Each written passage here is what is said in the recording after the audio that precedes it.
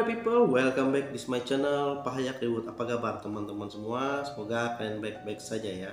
Oke, people, kita akan melanjutkan cerita horor ya. Ini dikirim dari teman saya juga, namanya Susan. Jadi cerita ini sudah cukup lama ya, mungkin sekitar 8 tahunan yang lalu, tepatnya itu pada tahun 2015-an. Dia menceritakan hal ini baru sekarang ya. Dan banyak juga kejadian-kejadian aneh ya, bahwa kita hidup ini banyak berbagai macam budaya. Kita mempercayai hal-hal yang mistis. Sebelum lanjut teman-teman, jangan lupa untuk like, subscribe channel ini, share video ini ke teman-teman lainnya. Dan jangan lupa untuk selalu waspada karena kita hidup tidak sendirian.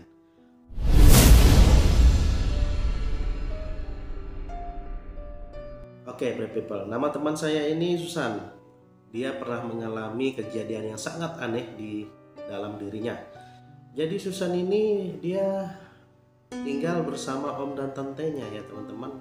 Omnya ini berprofesi sebagai PNS dan tantenya ini yaitu sebagai dekorasi ya untuk wedding, menyewakan alat-alat pernikahan. Nah, pada satu malam pada saat itu dia tinggal sendirian di rumah dan omnya ini lagi keluar kota ya teman-teman. Dan Om Susan ini. Nah, pada saat itu tantenya ini sedang ada job. Nah, jobnya ini ada di luar kota juga. Dan lumayan cukup jauh lah, agak masuk ke dalam ya teman-teman.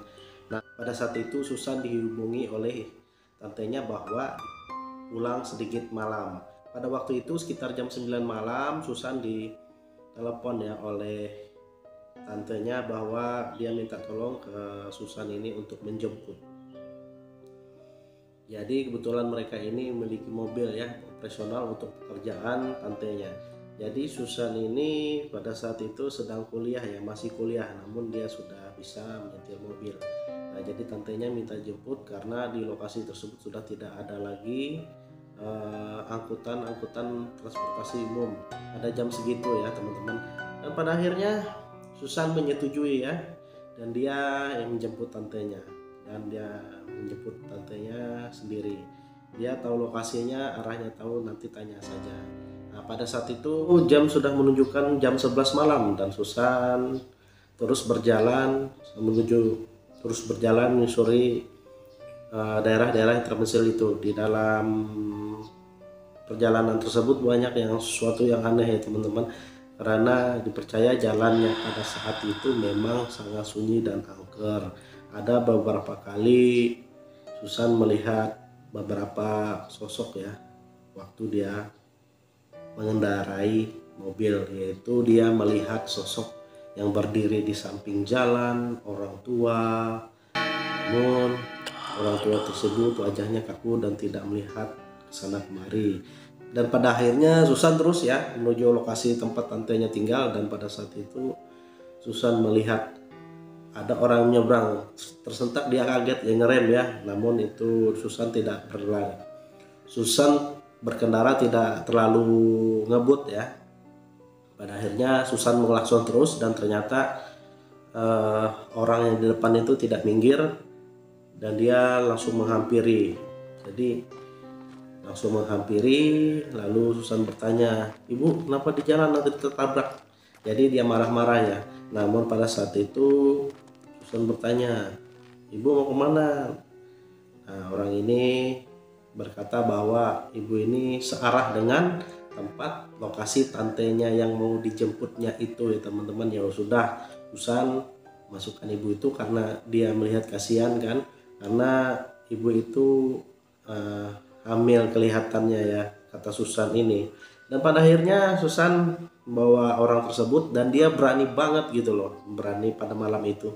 Karena memang sudah terbiasa katanya. Dan juga kalau untuk kriminal daerah situ memang jarang ya teman-teman, hampir tidak ada kriminal-kriminal yang ada di daerah itu sendiri, Kalimantan Tengah ya teman-teman. Masuklah ibu ini ya, tapi dia duduknya di belakang ya, informasi Susan ini. Setelah beberapa kilometer, mungkin sekitar 5 kilometer, Susan sesekali melihat spion ya, melihat ke arah ibu itu, dan ibu itu seperti tidak banyak ngomong ya, berdiam diri saja. Dan terus pada akhirnya Susan sesekali ibu sudah bersuami, si penumpang ini tidak menjawab, dan pada akhirnya terus berjalan. Nah, di satu ketika tiba-tiba bulu kuduk leher Susan ini tiba-tiba dingin ya. Suasana itu menjadi dingin. Getar dia melihat sesekali dan tiba-tiba mata dari penumpang yang dia bawa itu merah, teman-teman. Susan kaget sekali, gemetaran dia ya. Sambil nyetir dia gemetaran, dan pada saat itu posisi jalan sangat sunyi sepi sekali ya. Dia gemetaran sama sekali, dan pada akhirnya kurang lebih sekitar 5 km lagi dia sampai ke tempat lokasi tantenya. Dia berdoa terus-terusan, sesekali melihat lagi, dan si arwah ini masih melihat dia. Dan pada akhirnya Susan terus-terusan dia berhenti, sambil gemetaran dia bertanya, "Jangan ganggu saya," seperti itu ya teman-teman. Tiba-tiba dia melihat spion lagi, itu tidak ada. Namun pada saat itu bau di dalam mobil itu sangat amis sekali, entah seperti bau amis yang menyengat ke hidungnya ya kawan-kawan. Nah, pada akhirnya Susan dekat lagi menuju lokasi tantenya, dan pada akhirnya dia sampai ke lokasi tempat yang dijanjikan tantenya, dan di situ dia menceritakan semuanya kepada tante dan beberapa warga yang tinggal di situ. Dan dia dikerumunin dan dia ditanya, ternyata ciri-ciri yang disebutkan Susan tadi yaitu orang yang sudah meninggal sekitar 5 hari yang lalu, karena di situ terjadi kecelakaan. Karena perempuan itu ingin pulang, dia menumpang dan tertabrak truk di situ ya teman-teman. Jadi arwah tadi yang dia bawa itu adalah hantu perempuan itu. Sontak langsung dia kaget, shock pada saat itu. Dan pada saat itu tante dan si Susan ini tidak jadi pulang ya, karena malam juga sunyi. Pemilik acara yang mereka tinggali itu tidak mengizinkan juga mereka pulang, dan akhirnya mereka menginap. Besok paginya lah baru mereka pulang ya teman-teman. Itulah kejadian yang dialami Susan dari teman kita ini. Sangat membuat saya merinding juga. Kadang-kadang kita naik mobil itu sendirian, sedikit-sedikit kita melihat spion belakang itu seolah-olah ada yang ngikuti ya teman-teman.